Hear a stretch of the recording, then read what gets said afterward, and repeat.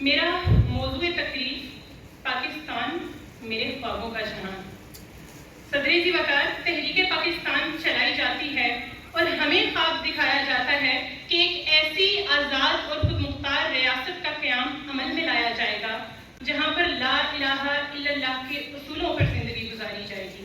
ایک ایسی ریاست کا قیام جہاں پر کوئی امیر غریب بڑا چھوٹا جاگیردار یا وڈیرا نہیں ہوگا۔ ایک ایسی ریاست کا خواب دکھایا جاتا ہے جہاں پر تمام شہریوں کو برابر انصاف ملے گا۔ ایک ایسی ریاست کا خواب دکھایا جاتا ہے جہاں پر تمام شہری اپنی مسجدوں اپنے مندروں اور اپنے کلیساؤں میں جانے کے لیے آزاد ہوں گے۔ صدر اعلی وقار، میں نے بھی ایک ایسے ہی پاکستان کا خواب دیکھا جو مجھے مطالعہ پاکستان کی کتابوں نے دکھایا، جو مجھے تحریک پاکستان کے منشور نے بتایا۔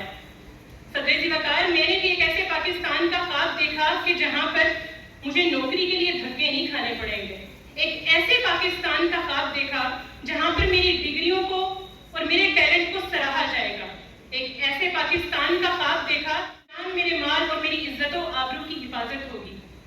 صدر اعلی وقار، 76 برس گزرتے ہیں اور اس خواب کی تکمیل کے لیے جب یہاں پر پہنچتے ہیں تو پتہ چلتا ہے کہ صدر ذی وقار دھوکا ہوا ہے۔ ہمیں تو لا الہ الا اللہ کے نعرے پر ورگلایا گیا ہے اور یہ جو 4% مراعات یافتہ طبقہ ہے اس سے تو جتنا ہو سکا پاکستان کو کھایا گیا ہے۔ صدر اعلی وقار، ہمیں تو 76 برسوں کے بعد پتہ چلا کہ ہمیں تو لا الہ الا اللہ کے نعرے پر اکسایا گیا، ہمیں دھوکا دیا گیا ہے۔ صدر اعلی وقار، جب 76 برسوں کے بعد منظر بدلتا ہے تو ایک ایسا اسلامی جمہوریہ پاکستان کا نقشہ ابھرتا ہے جہاں پر نہ تو وہ اسلام تھا جو مجھے اسلامیات کی کتابوں میں پڑھایا گیا، نہ تو وہ جمہوریت تھی جو 4% مراعات یافتہ طبقے کے ہاتھ میں تھی، اور نہ ہی وہ پاکستان تھا جو مجھے مطالعہ پاکستان کی کتابوں نے دکھایا۔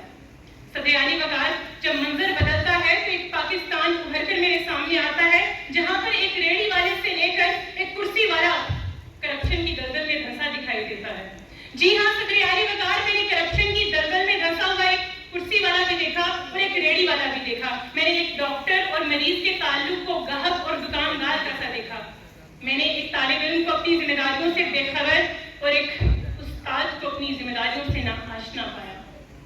صدر اعلی وقار، یہ تو وہ پاکستان نہیں تھا جس کا مجھے خواب دکھایا گیا۔ میں یہی کہہ سکتی ہوں اس موقع پر،